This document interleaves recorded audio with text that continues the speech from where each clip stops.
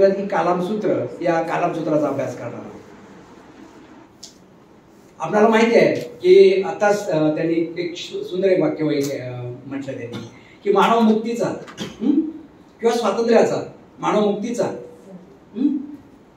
जाहीरनामा, काय म्हटलं जाते, मानव मुक्तीचा जाहीरनामा, अशा पद्धतीने त्यांनी शब्दप्रयोग केलेला आहे. तर मग मनुष्याच्या स्वातंत्र्याचा जाहीरनामा असं आपण साध्या भाषेमध्ये बोलू. असं असलेला भगवान बुद्धांची जी काही शिकवण आहे त्या शिकवणीचा आपण विचार करतो.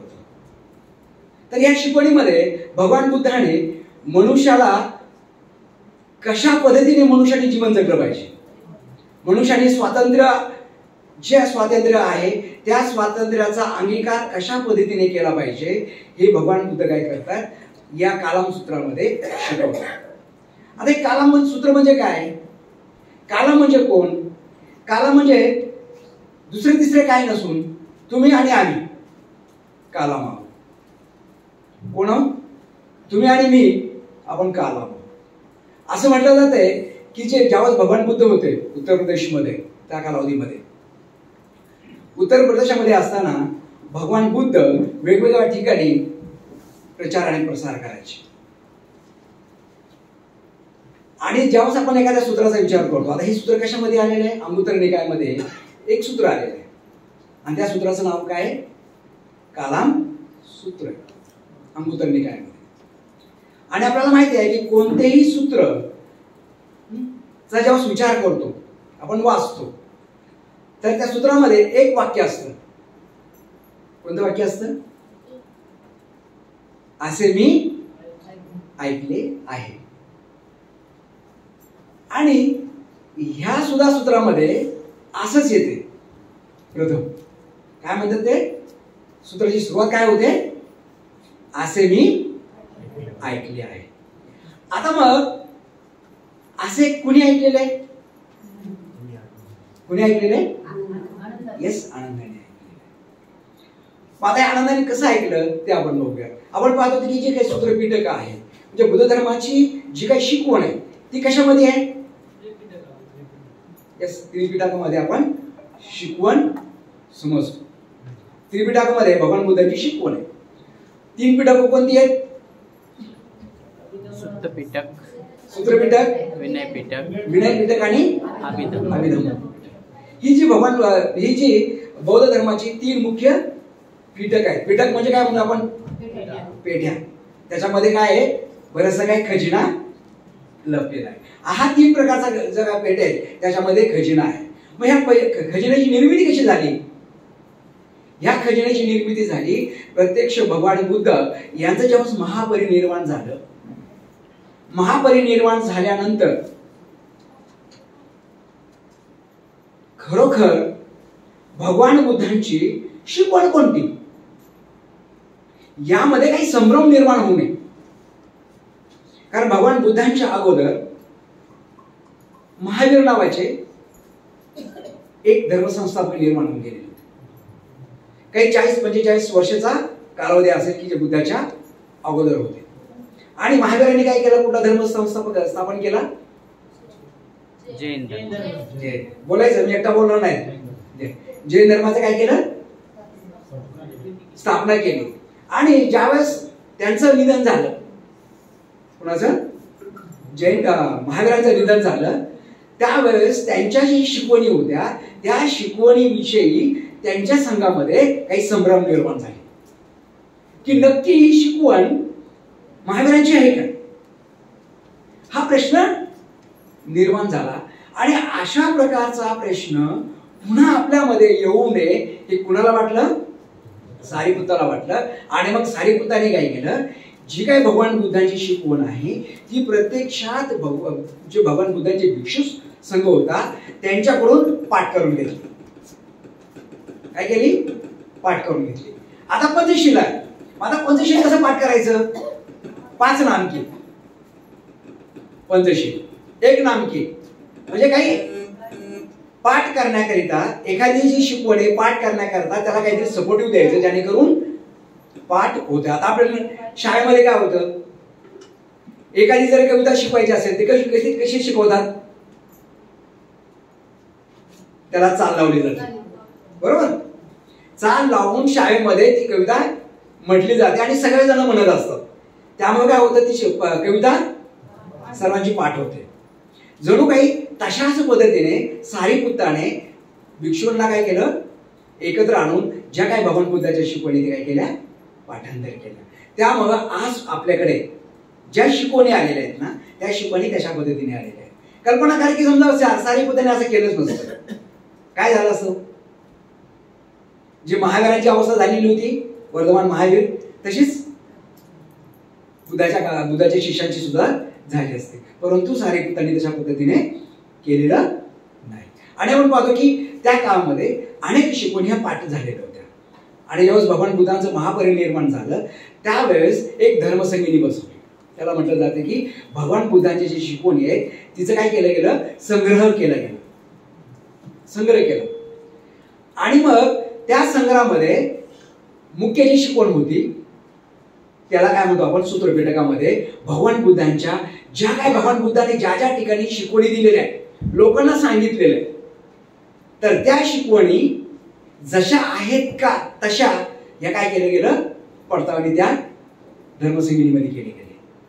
आणि त्यावेळेस जो भिक्षू आनंद होता, ते आनंदाला विचारत होते की ही जी शिकवण ऐका अशी आहे का. मग आनंद काय करत होता, मी असे ऐकले आहे असं म्हणायचं. काय ऐकले की या ठिकाणी भगवान बुद्ध गेले होते, हे अशाशी परिस्थिती निर्माण झाली आणि ह्या बुद्धाने त्यावेळेस भगवान बुद्धाने ही शिकवण दिली. आणि मग ही शिकवण त्यावेळेस म्हटली जाते, त्यावेळेस संगणकीमध्ये हजारो जे काही भिक्षू होते त्यांच्यासमोर ही शिकवण काय केली जायची, मांडायची. आणि म्हणायचे ही शिकवण आहे का. सगळे जर म्हटलं येस ही शिकवण आहे, तर एक मताने ती शिकवण काय केली, संग्रहित करण्यात आली. मग आनंदालाच काय जास्त विचारत होते, बाकीचे भिक्षू होते ना, पण आनंदालाच काय जास्त विचारत होते. त्याचं कारण काय, कोण सांगते. आता बघा त्याच्यासोबत हजारो भिक्षू होते, पण आनंदालाच काय विचारायचे. महाश्राव होता आनंद. हा सहवासात राहिलेले अनेक वर्ष आणि आनंदांना कॉम्प्युटर म्हणले गेलेले. ओके, हार्ड डिस्क समजा सगळं सेव होणार आहे आत्ताच्या भाषेमध्ये, बरोबर. कारण असं म्हटलं जातं की कितीही जरी मोठा जर असेल, बुद्ध जरी असतील किंवा अनंत जरी असतील, तरी त्यांना कोणाची गरज असते, मित्रतेची गरज असते. आणि बंदेंनी ही शिकवण फार महत्वपूर्ण सांगितलेली. आपण चर्चा करू शकतो आपल्या ग्रुपमध्ये. किती जरी मोठा झाला, भगवान बुद्ध जरी झाला, तरी सुद्धा कोणाची गरज असते, मित्रतेची गरज असते. आणि भगवान बुद्धांना सुद्धा मित्रतेची गरज असायची की त्यांच्या समवेत कोण ना कोणतरी असेल, ते जे काही सांगतील, जे काय होईल ते कुणाला तरी सांगतील. कोणाची गरज होती, भगवान बुद्धांची होती. आता आपण बघूयात आपले जे मित्र आहेत, ठीक आहे ना, अनेकांचे मित्र आहेत, लहान मुलांचे मित्र, सगळे. कोणाचा तरी कोण असा मित्र असतो की तो त्याला मित्राला भेटल्याशिवाय राहत, जे दिवसभर उद्योग केले असतील ते त्याला सांगतो की नाही. महिलांच्या बाबतीमध्ये तसं होतंय, सगळं काय काय झालं बरोबर मैत्रिणीला फोन तरी करणार किंवा घरी तरी जाणार आणि सगळं सांगणार. कारण प्रत्येकाला मित्रतेची गरज असते. मग तो भगवान बुद्ध का असे ना, त्याला मित्रतेची गरज असते. आणि मग आनंद हे काय होते, भगवान बुद्धांचे मित्र होते. आणि मग भगवान बुद्धांसोबत ते राहायचे आणि भगवान बुद्धांची सेवा करायची, निधी सेवक होते. आणि ज्या वेळेस त्यांची निधी सेवक म्हणून नियुक्ती झाली म्हणा किंवा त्यांना मानलं गेलं, त्यावेळेस भगवान बुद्धांना त्याने एक अट घातली होती. कोणती अट होती, अशी म्हटलं नाही की मला हे पाहिजे ते पाहिजे, अशी काय अट नव्हती. अट साधी होती. ते म्हणायचे भगवंतांनी मी ज्या ठिकाणी त्यांच्या समवेत नसेल त्यावेळेस जर त्यांनी कुणाला जर उपदेश दिला, तो उपदेश भगवंतांनी काय करायचा, माझ्याकडे आल्यानंतर पुन्हा सांगायचा. असं होतं का हो आपल्यामध्ये होणार नाही. आपण म्हणणार तुला जे भेटलं त्यातला अर्धा भाग मला दे, आपण असं म्हणणार. जे काय भेटेल त्याच्यातलं काय कर, अर्धा हिस्सा माझा. पण आनंद म्हटले नाही की तुम्ही जी काही शिकवण शिकली ते मला तुम्ही सांगा. आणि म्हणून असं म्हटलं जातं की भगवान बुद्धांची प्रत्येक शिकवण ही आनंदाने ऐकली होती. आणि आनंदाला काय म्हटलं जाते, बहुश्रुत असं म्हटलं जाते की अनेक गोष्टी त्यांनी काय केलेल्या आहेत, ग्रहण केलेल्या आहेत. आजच्या काळामध्ये म्हटलं की सगळ्यात जास्त जीबीचे काय ते हार्ड डिस्क आहे, त्याच्यामध्ये स्टोरेज खूप मोठं असते. अशा प्रकारे कोण होते, आनंद होते. आणि मग त्या धर्मसंहितेमध्ये आनंदाला प्रत्येक गोष्टी विचारत होते. आणि मग काय म्हणतो आपण, सूत्रपिटकाची निर्मिती झाली. त्याच्यानंतर विनयपिटक केलं. विनयपिटक कोणी लिहिले, उपाली नावाचे एक भिक्षू होते. त्यांना विचारलं, उपाली हे भगवान बुद्धांची जी काही शिकवण आहे, म्हणजे त्याला आपण आचरणाची शिकवण आहे, नीतिमत्तेची शिकवण, भिक्षुनी कसं राहिलं पाहिजे, ही जी शिकवण आहे ना, ती उपाली करायची. त्यामुळे विनय पिटक हे काय केलं, उपालीने केलं. आणि अभिधम्म पिटक हे एक निर्मिती झाली. तर अभिधम्म पिटक म्हणजे काय, भगवान बुद्धांची जी विस्तृत असलेली शिकवण, कठीण असलेली शिकवण, जटिल शिकवण, त्याला काय म्हटलं गेले, अभिधम्म म्हटलं गेले. किंवा अजून त्याला दुसऱ्या भाषेमध्ये आपण असं त्याला म्हणूयात की जे काही धर्म त्यांनी सांगितलंय भगवान बुद्धाने, त्या धर्माचे सखोल विभाजन त्यांनी केलं गेलं शिकवणीचं. त्या धर्माचं काय केलं, सखोल विभाजन केलं गेलं. त्याला म्हटलं जातंय अभिधम्म पिटक. आणि त्यावेळेस सूत्रपिटक, विनय पिटक आणि अभिधम्म पिटक याची निर्मिती झाली. आणि अधिकृतरित्या भगवान बुद्धांची शिकवण ती झाली. बरोबर. आता पुढचा प्रश्न एक निर्माण होतोय, आपण दुसरीकडे थोडं बघूया. आपल्याला माहिती आहे की ख्रिश्चन जी काही परंपरा आहे, आज ख्रिश्चन परंपरेमध्ये त्यांचे 3 पंथ आहेत. कुठले कॅथलिक, प्रोटेस्टंट आणि थर्ड वेस्टर्न ऑर्थोडॉक्सी. हा त्यांचे तिसरा पंथ निर्माण झालेला आहे.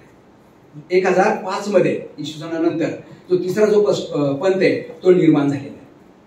आता मग जगामध्ये जो आजचा ख्रिश्चन धर्माचा मुख्य तो कोण आहे, आजच्या घडीला कोण, यस, पोप. मग कोण असतो आजच्या घडीला ख्रिश्चन धर्माचा कोण आहे, प्रमुख आहे. त्याचं नाव काय आजच्या याच्यामध्ये, लायो. हा आज त्यांचा कोण आहे. तर मग काय होतं ख्रिश्चन धर्मामध्ये, आपण तुलना करत आहोत बौद्ध धर्माची शिकवण आणि इतर धर्माच्या शिकवणीमध्ये, आपल्याला अधिक स्पष्ट होऊ शकतं. आता हा जो काय ख्रिश्चन धर्माचा पोप आहे तो काय करतो, ख्रिश्चन धर्मातील लोकांनी काय केलं पाहिजे तो आजही ठरवतो. हो, जर्मनीमध्ये आहे, तो काय करतो, ठरवतो की आजच्या क्रिसमसला कोणता दिवस असेल, काय करायचं तो ठरवतो. आणि सगळं काय केलं जातं. प्रोटेस्टंट वाले त्यांच्या पद्धतीने करतात. आणि वेस्टर्न ऑर्थोडॉक्सी हे जो काय तिसरा जो पंथ आहे, हा पंथामध्ये पहिला रोमन कॅथलिकांच्या मध्ये काही संघर्ष होऊन तिसरा पंथ तो निर्माण झालेला. आज रशिया आणि युक्रेनमध्ये बरीचशी जी लोक आहेत ती त्यांना मानणारी आहेत. परंतु एकूणदर या तिन्ही पंथामध्ये येशू ख्रिस्ताला काय म्हणलं जातं, प्रमुख मानलं जातं. येशू ख्रिस्त हा देवाचा कोण आहे, प्रेषित आहे, सॉरी पुत्र आहे. आणि ईश्वराने जी काही त्यांना आज्ञा दिलेल्या आहेत, किती आज्ञा दिलेल्या आहेत, 10 आज्ञा दिलेल्या आहेत. 10 आज्ञा ह्या पाळल्या झाल्या पाहिजेत. अशा प्रकारे येशू ख्रिस्त हा कुणाला सांगतोय, ख्रिस्ती बांधवांना सांगतोय. आणि त्यांनी काय करतात, त्या 10 आज्ञा पाळल्या जातात. बरोबर. आणि आज त्यांचा जो पोप आहे तो पोप सांगेल तर तशा पद्धतीने होतो. मग मुस्लिम धर्माचा जर विचार केला तर मुस्लिम धर्मामध्ये जे पैगंबर आहेत ते प्रेषित आहेत. ते पण कुठले प्रेषित आहेत, शेवटचे. देवाने त्यांना काय केलेलं आहे, आज्ञा दिलेल्या आहेत. आणि त्या आज्ञा ते काय करतात, मुस्लिम धर्मांना सांगतात की तुम्ही हे काय केलं पाहिजे, पाळलं पाहिजे. ते त्यांचे. तर मग जेव्हा आपण जगाचा विचार करतो ना, जगाचा विचार करतामध्ये आज ख्रिश्चन धर्मातली लोकसंख्या भरपूर आहे, 1 नंबरला आहे. मुस्लिम धर्माची लोकसंख्या 2ऱ्या नंबरला आहे. पण बौद्ध धर्माची लोकसंख्या तेवढ्या 3ऱ्या नंबरला आपल्याला पाहायला मिळते. का, आणि सर्वात जर जुना जर धर्म असेल तर कुठला धर्म आहे? बौद्ध धर्म जुना आहे. परंतु बौद्ध धर्माची जी संख्या आहे ती सर्वात कमी आहे. असं का होतंय? कोण सांगू शकते का? बौद्ध धर्माची संख्या फार कमी, त्याच्यानंतर बाकीचे धर्म येतात. परंतु मुख्य जुना जरी धर्म असला तरी त्याची संख्या फार कमी आहे. कारण भगवान बुद्धाच्या जे शिकवणी आहेत हे शिकवणी कशा आहेत? जटिल आहे, फार जटिल शिकवणी येतात. आपण काय करतो? आपल्याला 3 माहिती आहे, 3 पिटक आहेत. त्रिपिटकच भगवान बुद्धांच्या ह्या शिकवणी तेवढ्याच नाहीत. जसं आपण येशू ख्रिस्ताच्या पाहतो, मुस्लिमांची म्हणतो किंवा हिंदू धर्माचे जेव्हा आपण म्हणू की त्यांचे सुद्धा वेद पुराण भरपूर आहेत, त्यांच्या शिकवणी आहेत, तसं भगवान बुद्धांच्या शिकवणी आहेत त्या फार मोठ्या पद्धतीने आपल्याला पाहायला मिळतात. आता त्या कशा पद्धतीच्या शिकवणी आहेत आणि बुद्धाचा विकास कसा झाला तो बघूयात आपण. काय होतं? बुद्धानंतर 100 वर्षानंतर हिनयान निर्माण झाले. काय झालं? हिनयान निर्माण झालं. हिनयान म्हणजे काय? भगवान बुद्धांच्या ज्या काही मूळ शिकवणी आहेत त्याला आपण त्रिपिटक म्हणतो. या त्रिपिटकाचा आचरण करणारे जे लोक आहेत त्याला काय म्हटलं जातं? आपण हिनयान म्हटलं जातं. आणि 100 वर्षानंतर पुन्हा एक बुद्ध धर्माची एक परंपरा निर्माण झाली. तिला कुठली परंपरा म्हटलं जाते? महायान निर्माण झालं. म्हणजे शिकवणी किती भगवान बुद्धांच्या कठीण आहे, जटिल आहे, म्हणजे तेवढ्याच आपण म्हणतोय तेवढं नाही. आणि त्याच्यानंतर काही वर्षानंतर अजून एक परंपरा निर्माण झाली, त्याला काय म्हटलं जाते? वज्र काय? वज्रयान. यान म्हणजे वाहन घेऊन जाणारे. हे काय झाले? 3 यान निर्माण झाले, हिनयान, महायान आणि अशा प्रकारच्या हे शिकवणी निर्माण झाल्या. आणि त्यांच्या शिकवणी हे अजून खूप काही मोठमोठ्या शिकवणी झाल्या. आता त्या शिकवणी आहेत ना ह्या 4 स्कूलमध्ये बसवलेल्या आहेत. 4 याच्यामध्ये त्याला आपण परंपरामध्ये म्हणू. बघा हे शिकवणी कशा आहेत? आपण त्रिपिटक बघितलं, आपण हिनयान बघतोय, महायान बघतोय आणि वज्रयान बघतोय. आणि ह्या 3 शिकवणी या 4 परंपरेमध्ये स्कूलमध्ये बसवलं जातं. त्यातली पहिली जी स्कूल आपण म्हणतो त्याला थेरवादा म्हणतो. थेरवादाची परंपरा आहे. त्या थेरवादा परंपरेमध्ये ज्या भगवान बुद्धाच्या शिकवणी आहेत त्याच्यामध्ये आपण पाहायला मिळतात. त्यामध्ये खास करून थायलंड, श्रीलंका, म्यानमार असे बरेचसे जे काही एशियन राज्य आहेत त्याच्यामध्ये थेरवादी परंपरा मांडली जाते. त्याच्यानंतर दुसरी एक जी परंपरा आहे त्याला आपण काय म्हणतो? शुद्धभूमी. कुठली आहे? शुद्धभूमी म्हणून आपण त्याला पाहतो. आणि शुद्धभूमी ही खास करून जपान, तैवान असे जे काही आशियातले काही मध्य राष्ट्र आहेत तिथे शुद्धभूमी म्हटलं जाते. आणि तिथं भगवान बुद्धांना मानत नाहीत असं नाही की भगवान बुद्धांना समोर करत नाहीत, तिथं अमिताभ बुद्धाला पाहिलं जातं. काय होतं? कुणाला पाहिलं जातं? अमिताभ. आपल्याला अमिताभ बच्चन माहित असेल, बरोबर आहे ना? परंतु अमिताभ बुद्ध सुद्धा आहेत. आणि ते सुखावती नावाची जी काय आहे बाप ते म्हटलं जातात. आणि ते बुद्धाची, कोणत्या बुद्धाची पूजा करतायत? अमिताभ बुद्धाची पूजा करतात. आणि असं म्हटलं जाते की ज्यावेळेस अमिताभ बुद्धाची पूजा केली जाते त्यावेळेस तो जो व्यक्ती आहे तो सुखावतीमध्ये जन्मग्रहण करतो. अशा प्रकारची सुखावतीची संकल्पना आहे. आणि ती सगळी जी लोक आहेत अमिताभ बुद्धांना खूप श्रद्धापूर्वक पूजा करत असतात. जर आपण कधी बोरधरणला गेलात तर त्या बोरधरणमध्ये तिथली जी परंपरा मानणारी लोक तिथे येतात आणि ते अमिताभ बुद्धांना मानतात. आणि अमिताभ बुद्धाची जी काही परंपरा आहे त्या शुद्धभूमीमध्ये पण अनेक सूत्र आहेत. पहा काय केलेलं आहे? त्रिपिटकात तेवढी सूत्र नाहीयेत, तर शुद्धभूमीमध्ये सुद्धा खूप काही सूत्र आपल्याला पाहायला मिळतात, अनेक शिकवणी पाहायला मिळतात. किती झाली शिकवणी बुद्धांच्या? किती आपण म्हणू शकतो. त्याच्यानंतर अजून तिसरी जी स्कूल आपण म्हणू त्याला की परंपरा, त्याला झेन परंपरा म्हटले जाते. काय म्हटलं जाते? झेन परंपरा. आता ही झेन परंपरेला काय केलं जातं? ध्यान साधनेला जास्त महत्व दिलं जातं. त्या तत्वज्ञानाला जास्त महत्व देत नाही. तत्वज्ञान त्यांच्याकडे नसतं. ते काय करतात? स्पेसिफिक काम, ध्यान कर.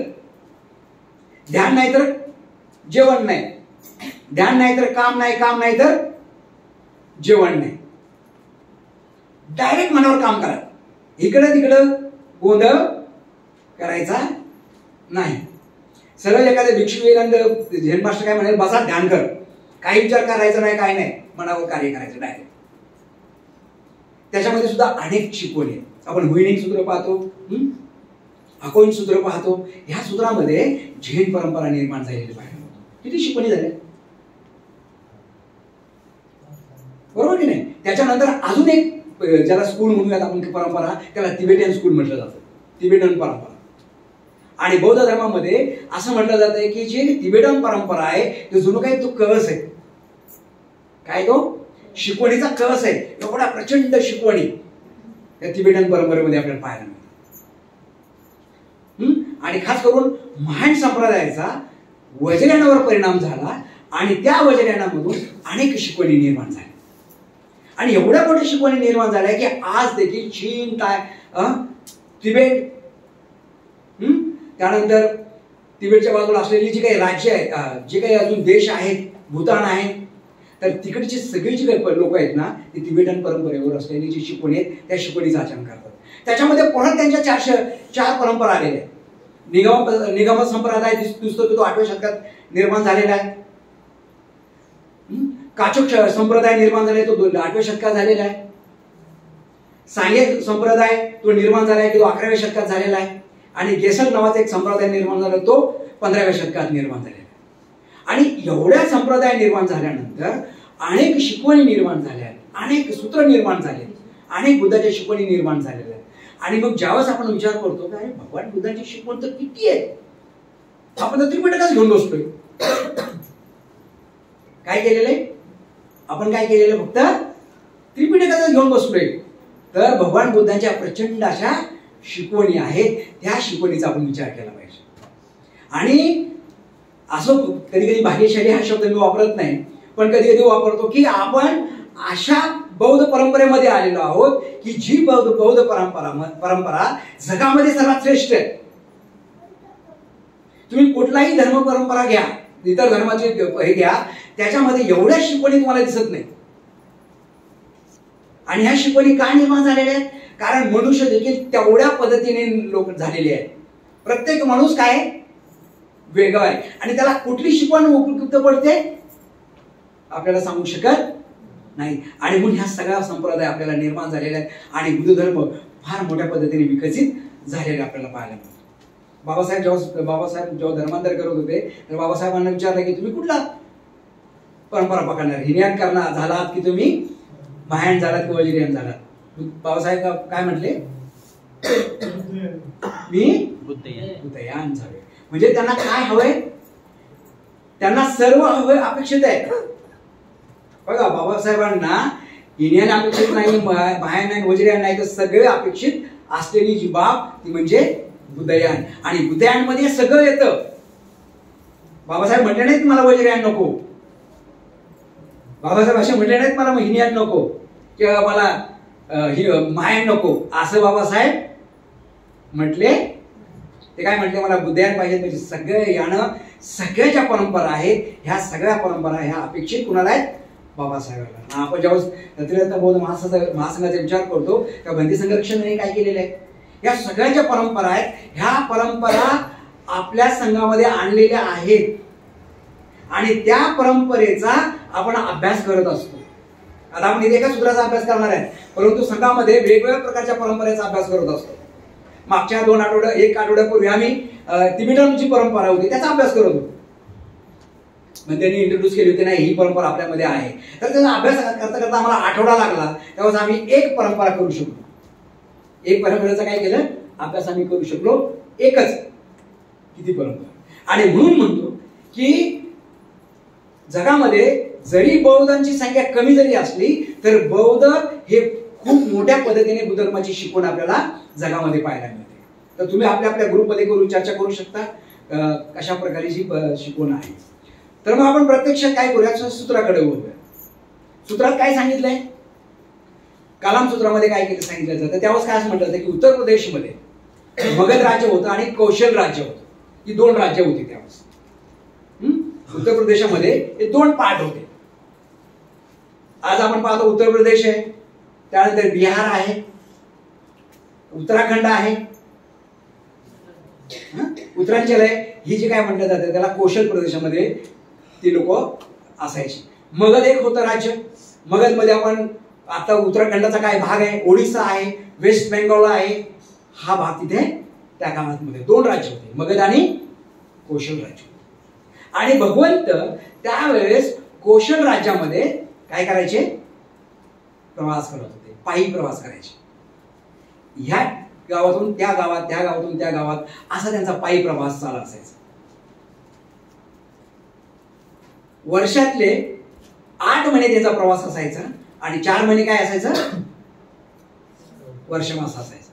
का वर्षमास 4 महिने असायचा, कारण पावसाळा असायचा आणि पावसाळ्यामध्ये कुठल्या प्रकारची त्यांना प्रवास करणं शक्य नसायचं. आणि मग ते काय करायचे, 4 महिने एकत्रित थांबायचे, ध्यान साधना करायचे, वेगवेगळ्या शिकवणी तिथे शिकायचे. आणि त्याच्यानंतर अश्विनी पौर्णिमेला त्यांचं काय करायचं, संपन्न व्हायचं. आणि कार्तिकी पौर्णिमेला एक परिषद भरायची, त्याच्यामध्ये पाप देशना पुण्यानुमोदन केलं जातं. आणि पुन्हा कार्तिकी पौर्णिमेपासून चैत्र भटकवे चारिकम बहुजन हिताय बहुजन सुखाय, म्हणजे प्रत्येक भिक्षू वेगवेगळ्या ठिकाणी जायचा, कशासाठी, बहुजनांच्या हितासाठी आणि बहुजनांच्या सुखासाठी. आणि पुन्हा काय करायचे, 8 वर्ष 8 महिने त्यांचे प्रचार करायचे. आणि मग कोशल प्रदेशामध्ये असताना भगवान बुद्ध पायी प्रवास करत असताना केसपुत्त नावाचं एक गाव होतं, त्याला आपण काय म्हणूयात, नगर होतं केसपुत्त. जसं आता आपण म्हणूया की मांजरोम आहे, मांजरोमध्ये आपण आलेलो, तसंच केसपुत्त नावाचं एक नगर परिषद होती. काय होतं, आपण त्याला आता नगर परिषद म्हणू शकतो, नगर परिषद होती. आणि या नगर परिषदेमध्ये केसपुत्त नावाच्या गावामध्ये भगवान बुद्ध येणार होते. आणि ज्यावेळेस भगवान बुद्ध तिथे येणार होते, ही बातमी कुणाला कळली, केसपुत्तामधील राहणाऱ्या कालाम लोकांना ही बातमी कळली. हे लक्षात, केसपुत्त नावाचं जे गाव होतं त्या गावामध्ये, नगरामध्ये राहत होते. आणि त्या नगरामध्ये कोण होतं, कालाम लोक होते. आज आपण पाहतो की एखाद्या नगरामध्ये कोण असतं, मराठा, आता जाती जर पाहिलं तर ब्राह्मण आहेत, मराठा राहतो, बौद्ध राहतात, तांबर राहतात, अनेक लोक राहतात. तशाच पद्धतीने कालाम नावाचा एक समाज तिथे राहत होता. आणि त्या कालामाला वाटलं, आनंद झाला की भगवंत हे आता काय करतात, केसपुत्त आमच्या नगरामध्ये येत आहे. त्यांना खूप आनंद झाला आणि त्यांनी असं विनंती केली की भगवंतांनी आमच्याकडे आलं पाहिजे आणि काहीतरी आम्हाला मार्गदर्शन केलं पाहिजे. आणि मग हे जेव्हा येतात तर बुद्ध येतात, तर बुद्धाची ते काय करतात, प्रशंसा करतात. ते काय म्हणतात, भगवान बुद्ध फार श्रेष्ठ असे आहे, शाक्य कुळातले शाक्य पुत्र आहे, सम्यक संबुद्ध आहे, अनंत आहे. अशा प्रकारे काय करतात, ते भगवान बुद्धांची स्तुती करतात. जसं आपण सकाळी त्रिरत्न वंदनेमध्ये बुद्धाची स्तुती केलेली आहे, धम्माची स्तुती केली आणि संघाची स्तुती केली. आणि इथे काय करतात, ते बुद्धाची स्तुती करतात आणि म्हणतात की भगवान बुद्ध कसे आहेत, भगवंत आहे, भगवान आहे. आता मग भगवान हा शब्द आहे, भगवान म्हणजे कोण, भगवानचा अर्थ काय, ईश्वर आहे का, देव आहे का, कुठला तरी देव आला, त्याचा अर्थ असा होतो का, मुळीच नाही. हे शब्द बौद्ध शब्द आहे, पण घेतले कोणी, इतर लोकांनी घेतले. आपल्यालाच कळलं नाही हे आपला आहे म्हणून. का, दुर्दैवी आपल्याला, कारण आपलाच माहित नाही ना की भगवान शब्द, तथागत भगवंत हे आपले शब्द आहेत. भगवानचा अर्थ होतो की भग म्हणजे नष्ट, वाण म्हणजे कृष्ण. ज्याने कृष्णाचा नाश केलेला आहे असा कोण, भगवान. आणि ते कोण, बुद्ध आहे, शाक्य पुत्र. मग प्रश्न असा पडतो की खरंच बुद्ध कोण होते हो, मला प्रश्न पडतो, बुद्ध कोण होते, म्हणजे काय, बुद्ध म्हणजे काय, बुद्ध म्हणजे भिक्षू होते का, काय बुद्ध म्हणजे आहेच कोण आहे. बघा किती सुंदर मूर्ती आहे, पण हे बुद्ध कोण आहे, भिक्षू होते का ते भिक्षू. जसं शिष्य भिक्षू होते तसे भिक्षू होते का? कोण होते बुद्ध? मला माहित नाही, आपण सांगू शकतो बुद्ध कोण होते? कोण आहे बुद्ध? सांगा पट पट पट पट. आता काही नाही. ओके, बुद्ध कोण होते? प्रकाश. आता ही लाईट आहे, ही जी लाईट आहे ती लाईट म्हणजे बुद्ध काय? समर्पक म्हणजे अजून काय? आता हे जे प्रकाश आला म्हणजे सूर्याचा प्रकाश, सूर्याचा प्रकाश येणं म्हणजे बुद्ध आहे का? इनलाइटनमेंट म्हणजे इनलाइटनमेंट हा शब्द इंग्रजी शब्द आहे. इनलाइटन म्हणजे बुद्धच आपण त्याला म्हणूया, ज्यांनी ज्ञान प्राप्त केलं, ज्याला आंतरिक काय झाली, प्रकाश पडला आतमध्ये, त्याला अनलाइटनमेंट. इन म्हणजे आत, अनलाइटनमेंट म्हणजे काय? प्रकाश पडलेला. ज्याच्यामध्ये प्रकाश पडलाय असा तो इनलाइटनमेंट. अजून कोण? मनुष्याचं परिपूर्ण रूप. ओके, ज्ञानाचं प्रतीक. ओके, करुणावान. बुद्ध म्हणजे मार्गदाता. अजून बरोबर आहे, जागृतीची अवस्था. ज्याला नाही तेच, ज्याला बुद्ध प्राप्त झाला म्हणजे बुद्ध झाला म्हणजेच काय झालं हो, हा प्रश्न आहे ना. सम्यक विचाराचा अखंड सर. सम्यक विचाराचा अखंड. खूप छान. म्हणजे बरोबर, म्हणजे हे आपण जे म्हणतोय ना म्हणजे खरं तर बरोबर आहे. पण प्रत्यक्षात आपण बुद्धाच्या स्वरूपात जर पाहिलं, बुद्धाला जर विचारलं बुद्ध म्हणजे कोण, आपल्याला माहिती आहे की ज्यावेळेस सिद्धार्थाला बुद्धत्वाची अवस्था प्राप्त झाली, सिद्धार्थाला बुद्धत्वाची अवस्था प्राप्त झाली, क्षणामध्ये सिद्धार्थ होता, क्षणात सिद्धार्थ होता, क्षणात सिद्धार्थ गेला. काय झालं? परिवर्तन झालं. सिद्धार्थ बुद्धामध्ये सिद्धार्थ राहिला नाही. येते लक्षात? बुद्धामध्ये सिद्धार्थ राहिला नाही. क्षणार्थ काय केलं? सिद्धार्थाचं रूप कशामध्ये परिवर्तन झालं? बुद्धामध्ये. मग परिवर्तन जर बुद्धामध्ये झालं तर त्याच्यामध्ये काय बदल झाला का? डोळे तर तेच राहिले, हातही तेच आहेत, डोकंही तेच, केसही तेच. मग काय झालं? असं म्हटलं जातं की जणू काय रात्रीचा जो शुक्र तारा आहे तो दिवसा त्यांच्या हृदयामध्ये स्थानापन्न व्हावा, अशा प्रकारच्या बाबी त्यांच्या घडल्या. आणि जी काय अवस्था आहे त्याला आपण काय म्हणतो इनलाइटनमेंटची अवस्था, ती झाली. म्हणजेच काय? प्रचंड करुणा, प्रचंड मैत्री त्यांच्यामध्ये काय झाली? निर्माण झाली. तर त्यांच्या जर भाषेत जर सांगायचं म्हटलं तर भंतेने फार सुंदर त्याचं वर्णन केलेलं आहे. भंते म्हटल्यानंतर मी कोणाचं नाव घेतोय? उर्गेन संघरक्षक, जे आपल्या संस्थेचे ग्रंथबौद्ध महासंघाचे कोण आहेत? संस्थापक आहेत. त्यांनी फार सुंदर वर्णन त्याचं केलंय. बुद्धास विक्ट्री म्हणून आहे ना त्याचं उदाहरण हे केलेलं आहे. ते काय म्हणतात? बुद्धाचं वर्णन करत असताना बुद्धाचा जो विजय केला, बुद्धाने विजय कशावर मिळवला होता? मारावर विजय मिळवला होता. मार म्हणजे मनातील असलेले जे अकुशल विचार आहेत, असंख्य जे अकुशल विचार आहेत, त्या अकुशल विचारावरचं परिवर्तन त्यांनी कशात केलेलं आहे? कुशल विचारांमध्ये परिवर्तन केलं. आणि जेव्हा त्यांना मार, त्यांच्या मनामध्ये मार होता, जेव्हा बुद्ध झाल्यानंतर जेव्हा त्यांना पुन्हा मार आला, तर माराला ते काय म्हटलं? हे ग्रहकारा. काय म्हणतात? म्हणजे मला सुंदर म्हणतात, हे ग्रहकारा. म्हणजे बुद्ध कुणाला म्हणतात? माराला म्हणतात. मार म्हणजे त्यांच्याच असलेला मनातील जे अकुशल विचार किंवा अहंकार, त्याला म्हणतात हे ग्रहकारा, तू आता ग्रह बनवू शकत नाही. मी अनेक जन्म तुला बघितलेलं आहे, तुझ्या हाती मी लागलेलो आहे, परंतु आता मात्र मी तुझ्या हाती लागणार नाही. हे ग्रहकारा, तू आता ग्रह बनवू शकत नाही. कारण मी कोण आहे? बुद्ध बनलेलो आहे. कारण जे मी अकुशल जे काही मार होते त्याच्यावर मी विजय मिळवलेला आहे. आणि मग पुन्हा तो मार म्हणतोय, तू जर असं म्हणत असशील तर त्याला काय साक्ष आहे? त्याला कोण साक्ष आहे? आणि मग ते म्हणतात की ही जी भूमी आहे, ही भूमी त्याला साक्षी आहे.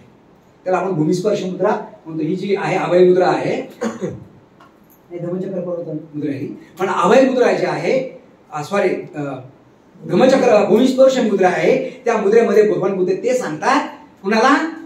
महाराला सांगतात, मी माझे अनेक जन्म काय केलेले आहे,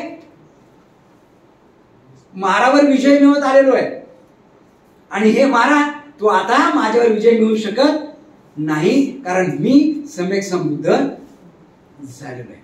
आणि जे काही विजय मार आहे ते मारावर त्यांनी काय केले, विजय मिळवलेला आहे. आणि कुठल्याही प्रकारचं अकुशल हे त्यांच्यामध्ये असू शकत नाही. कुठल्याच प्रकारचा अकुशलता हे भगवान बुद्धांमध्ये असू शकत नाही.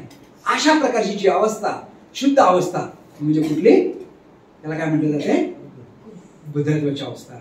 तर आम्हाला वाटतं की आपण आपल्या गट चर्चेमध्ये बुद्धाविषयी समजून घ्या, अजून समजून घ्या, धम्माविषयी समजून घ्या आणि संघाविषयी समजून घ्या. आणि खास करून जे एक सूत्र आहे त्याच्यामध्ये प्रत्यक्ष बुद्धाने आपली जी काही कथा सांगितलेली आहे, कोणतं सूत्र आहे ते, आर्य पर्यसन सूत्र. मस्जिद निकायमध्येच एक आर्य पर्यसन नावाचं सूत्र आहे. ते सूत्राचा तुम्ही थोडंसं अभ्यास करा. त्या सूत्रामध्ये प्रत्यक्ष बुद्धाला विचारलं गेलं की भगवंत तुम्ही कसे कसे जीवन जगले.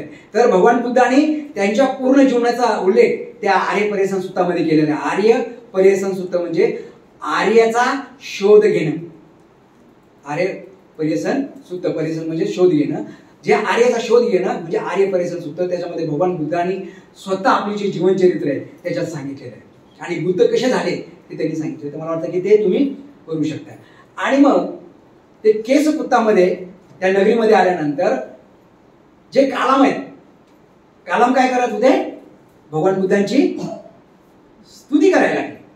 कारण कसे, भगवान बुद्ध असे ते शाक्यपुत्र आहेत, आणि ते अशा प्रकारची जी शिकवण देतात, त्यांची शिकवण ही सुरुवातीलाही खूप आनंददायक असते, शुद्ध असते, मध्यभागी शुद्ध असते, आणि अंतिम देखील शुद्ध असते, परिशुद्ध असते. अशा प्रकारची जी शिकवण ही कोण देतात, भगवान बुद्ध देतात. आपण कधी असा विचार करू की लोणी आहे, लोणी सगळ्यांना माहिती आहे ना, त्याचं तूप तयार होतं. खरं तर भगवान बुद्धांची शिकवण ते लोणीसारखी. तुम्ही कुठेही हात लावा लोणीला, ते सारखंच वाटते. बघा, लोणीला तुम्ही दाबून ठेवा तरी तुम्हाला सारखंच वाटेल, गोळा करा सारखंच वाटेल. तशा प्रकारे भगवान बुद्धांची शिकवण ही अकालिक आहे, त्याला काळाचं बंधन नाही. आज आपण पंचशीलाचं आचरण करतो. पंचशील आपल्याला फार आवश्यक असं वाटतं. का वाटतं? कारण पंचशीलाचे विरोधात पालन करणारे भरपूर आहेत. हे बुद्धाच्या काळात होते, दारू पिणारे होते, झगडणारे होते, जे काय उद्योग करायचे सगळे करणारे लोक त्यात होते. आज काय कमी आहेत का? आज तेवढेच आहेत ना. मग ती जी शिकवण ती जेवढी आवश्यक होती, महत्वपूर्ण होती, आवश्यक होती, ती शिकवण आजही गरज आहे, तेवढीच आहे. आणि मग भगवान बुद्धांची शिकवण अनेक वेळेस ती कशी असते, परिशुद्ध असते, आवश्यक असते. जणू काही कोणासारखी, कशाचा गोवा, लोण्याचा. अशा प्रकारे शिकवण असते. आणि ते बुद्धाचे काय करतात, शिकवण म्हणजे स्तुती करतात. कोण करतात स्तुती? कालाम. आणि मग ज्यावेळेस भगवंत येणार असतात हे त्यावेळेस त्यांना कळतं. मग पहिले दौंडी पिटवली जात असायची लोकांना, नाही का, मौखिक सांगायचे. आज काय होतं की चॅनेल हे युट्यूब सुरू होतं, ते युट्यूब सुरू होतं, आणि सगळ्यांना समजतं की अरे काय काय ठिकाणा झालेलं आहे, कोण कोण आलेले हे सगळं समजतं. पहिले तसं काय व्हायचं, दौंडी पिटवायची किंवा तोंडी सांगायची. आणि मग तोंडी सांगायला लागले की भगवंत आपल्या नगरीमध्ये आलेले.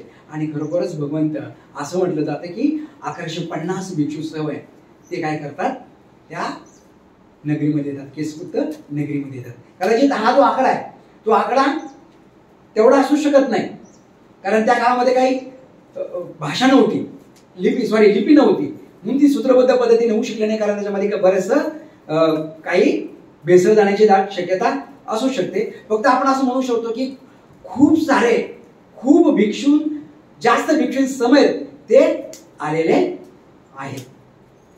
आणि मग आल्यानंतर काय करतात, एक फार बुद्धाला पाहिल्यानंतर एक नम्र किंवा त्याला काय म्हणतात, त्यांचा आदर आणि सत्कार केला जातो. आणि मग भगवंत बसतात, आणि जे काही केसपुत्र जे कालाम आहे ते येतात, आणि भगवंताला काय करतात, अभिवादन करतात, आणि एका बाजूला बसतात. परत काही लोक येतात, भगवंताला प्रदक्षिणा करतात आणि परत दुसऱ्या बाजूला बसतात. तेव्हा असं म्हटलं जातं की ती आदर्श परंपरा आहे. आदराची परंपरा कशी असते की एखाद्या बुद्धासमोर ते बसत नाही. त्याचा अर्थ असा नाही त्याचा आदर करायचे म्हणून बुद्धांच्या समोर बसायचे नाही तर बाजूला बसायचे. आणि ही तिबेटन परंपरा आहे ना, आजही जर तुम्ही तिबेटमध्ये गेला तर ह्या जगा परंपरेमध्ये फार मोठं मांडलं जाते. आजही त्यांचे जर गुरु असतील त्या गुरुला वरचं स्थान देतात, ते खाली बसतात किंवा बाजूला बसतात. हे म्हणजे हे काही इगोचा भाग नाही, अहंकाराचा प्रश्न नाही, तर समोर असलेला जो काही व्यक्ती आहे त्या व्यक्तीला करत असलेला आदर सन्मान तो त्याच्यामध्ये केला जातो. आणि ते भगवान बुद्धांना काय करतात, आदर आणि सन्मान करतात. आणि जेव्हा आता कल्पना करा भगवंत आलेले आपल्याकडे, आता आपण केस पुते असं कोणी आपण मांजरम करेल, ठीक आहे ना, इथली किंवा नांदेड जिल्ह्यातले नांदेडकर आहेत समजा, आपण नांदेडकर आहेत, भगवान इथं आलेले आहेत आणि मग आपण काय करतो, भगवान बुद्धांना अभिवादन करतो आणि असं गोष्ट असं कल्पना करतो.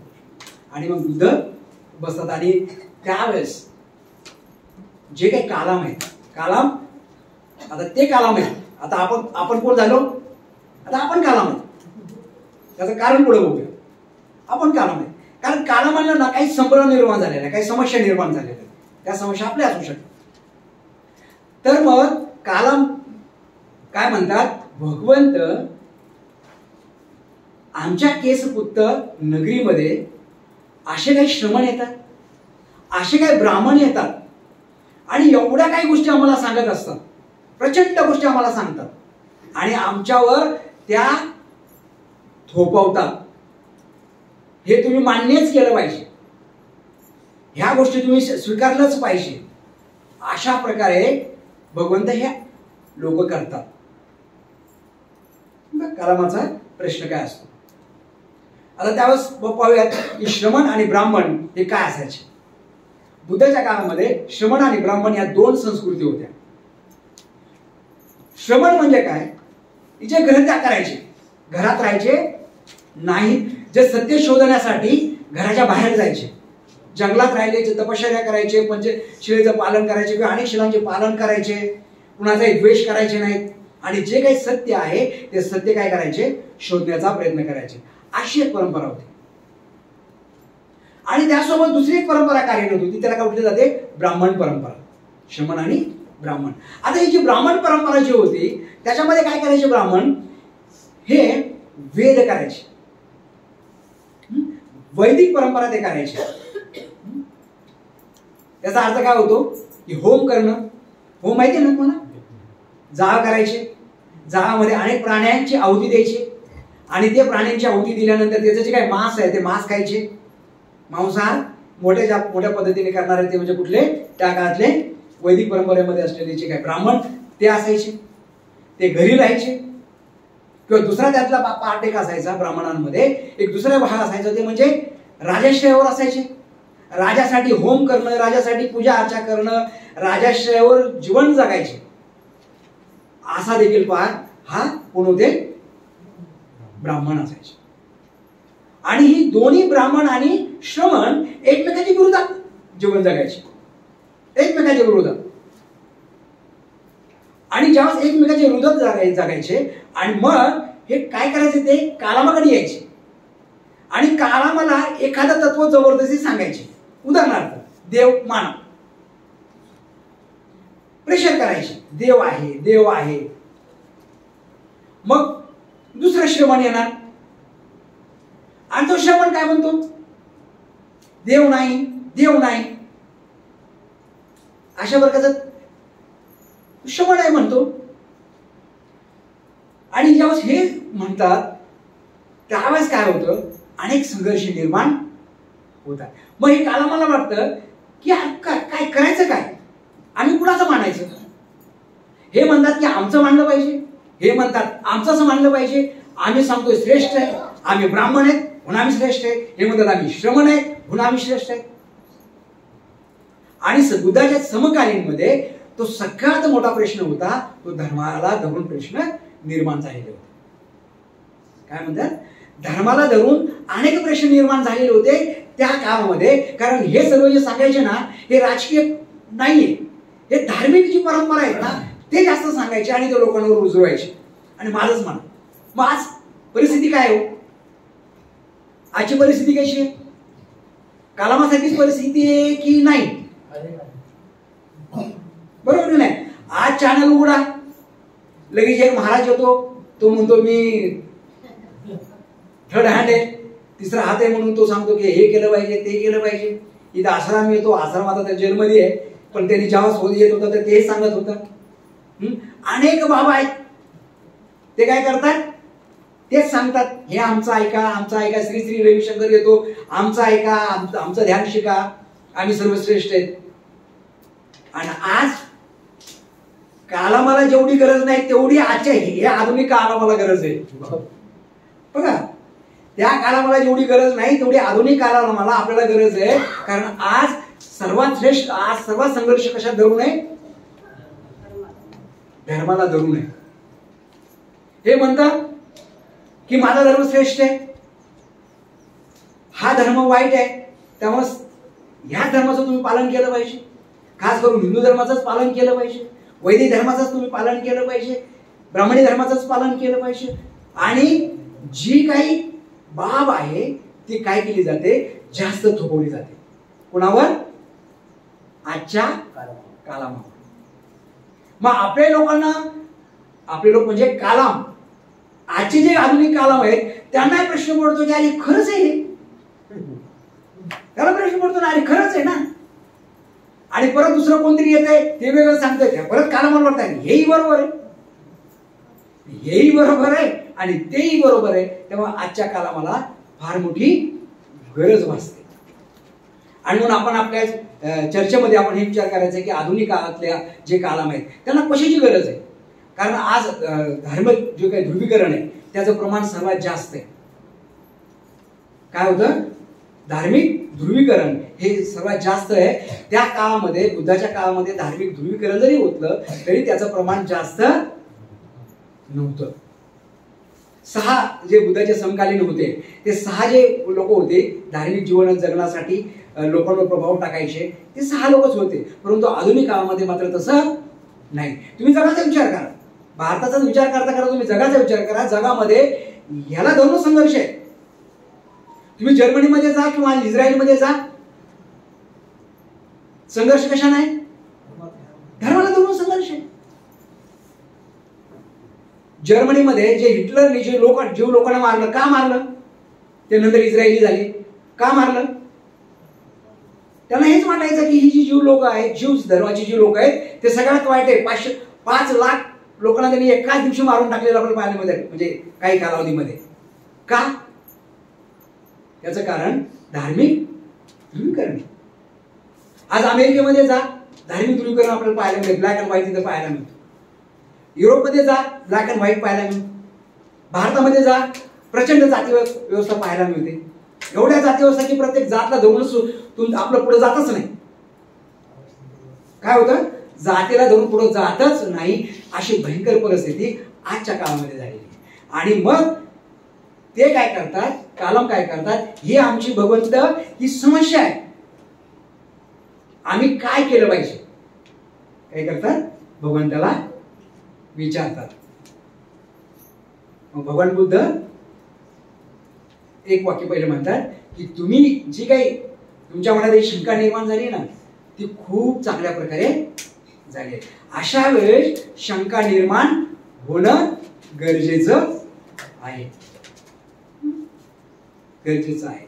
आणि जी शंका निर्माण झाली तर त्याच्या पाठीमागे कारण देखील असतं, की कारण तुम्हाला माहिती आहे. तर शंका निर्माण होणं ही खूप मोठी गोष्ट आहे. तर मला वाटतं की आपल्या ग्रुपमध्ये याची चर्चा करा.